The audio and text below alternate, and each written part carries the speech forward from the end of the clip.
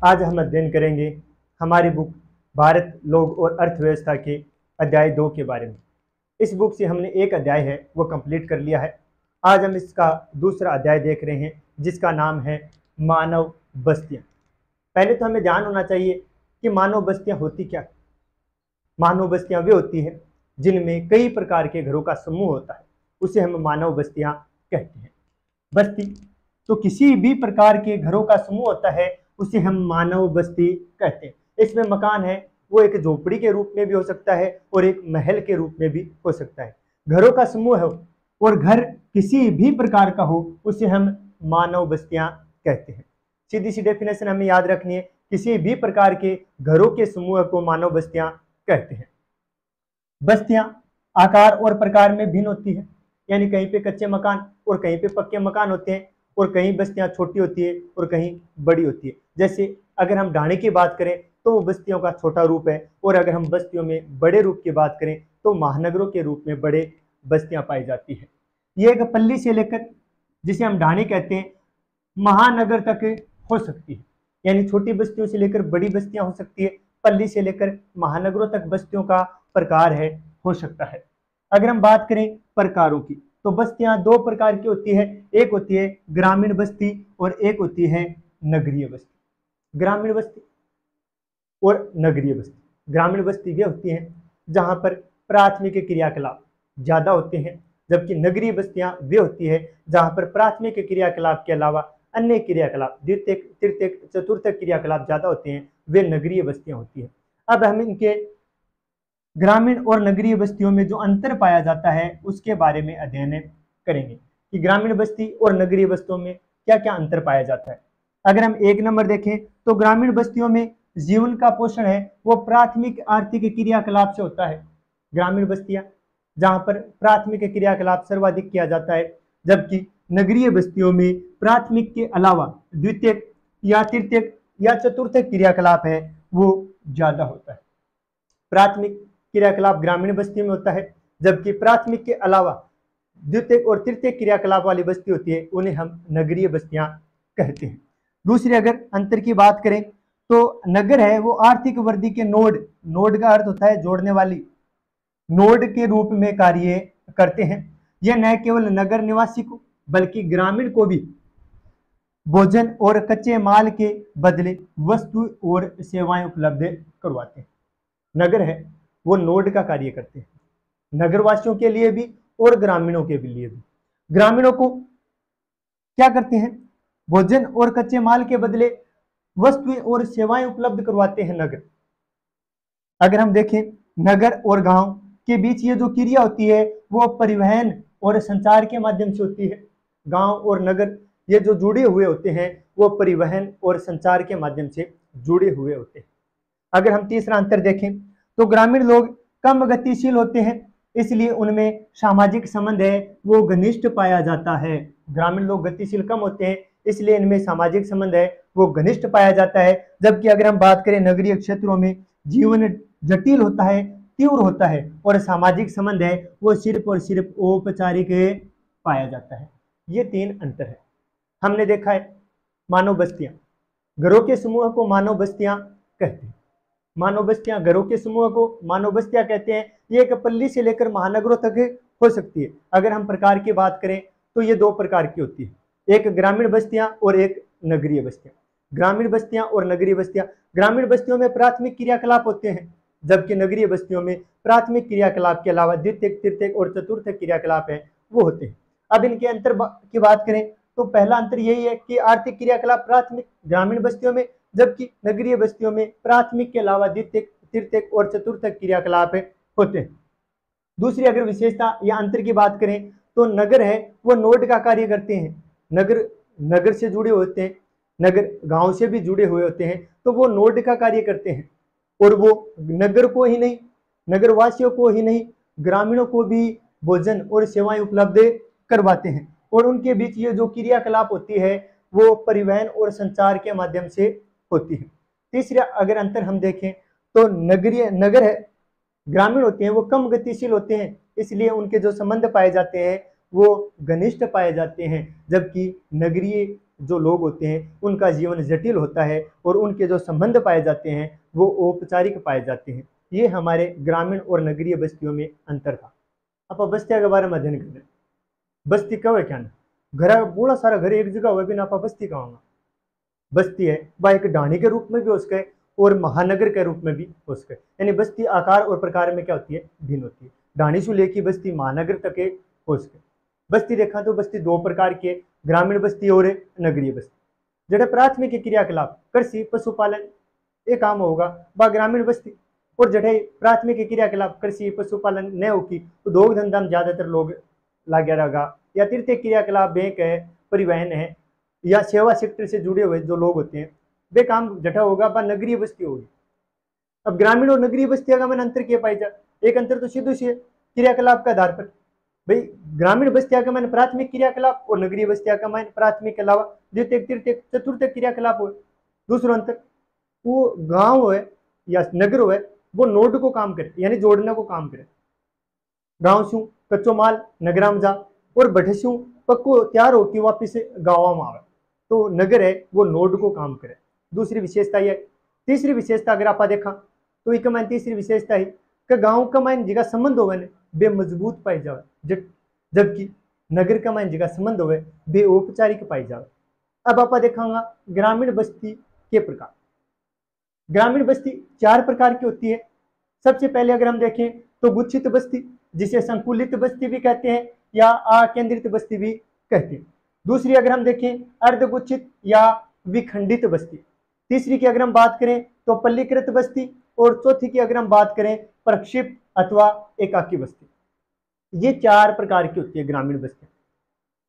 गुच्छित होती है, अर्धगुच्छित होती है, पल्लीकृत होती है या प्रक्षिप्त होती है, यानी एकाकी बस्ती होती है।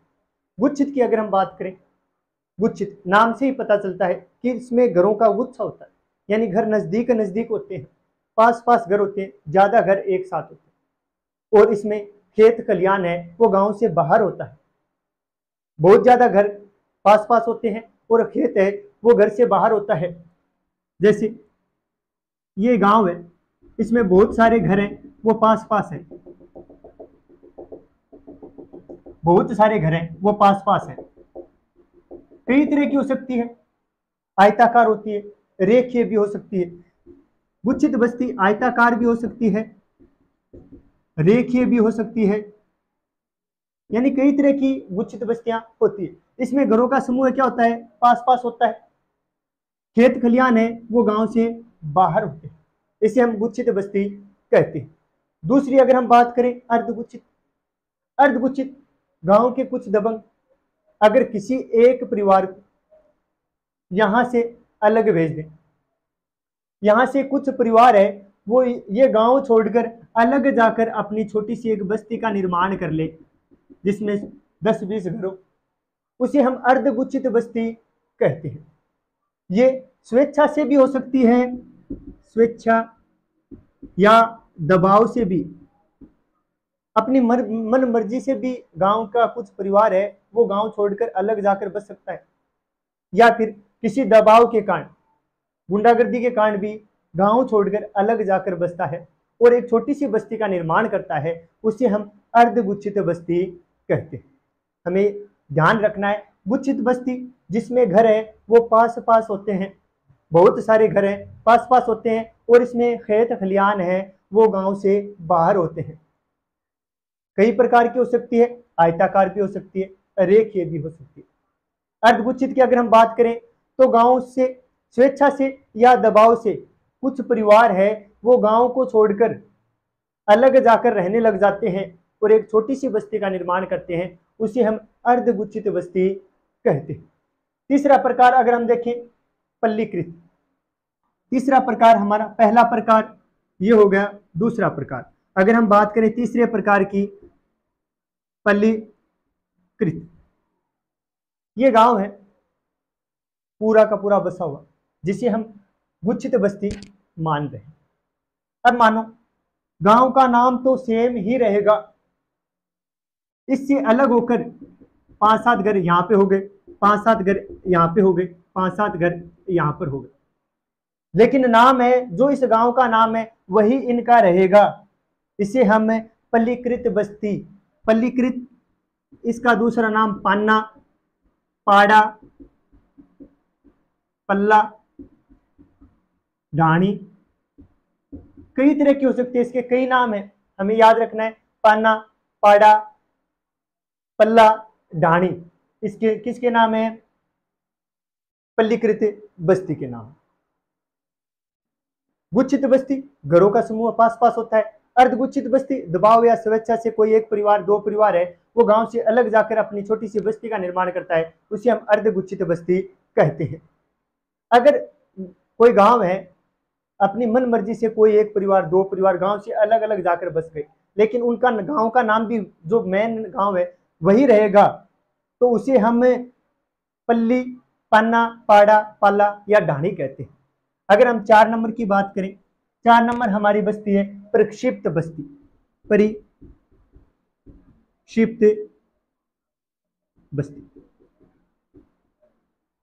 ये बस्तियां जंगलों में, पहाड़ों में मिलती, यानी अगर हम जंगल में जाएंगे, जंगलों में और पहाड़ों में जाएंगे, तो कुछ एक दो घर हमें वहां पर दिखाई देंगे, एक या दो घर, उन्हें हम परिक्षिप्त या फिर एकाकी बस्ती कहते हैं, एकाकी बस्ती कहते हैं।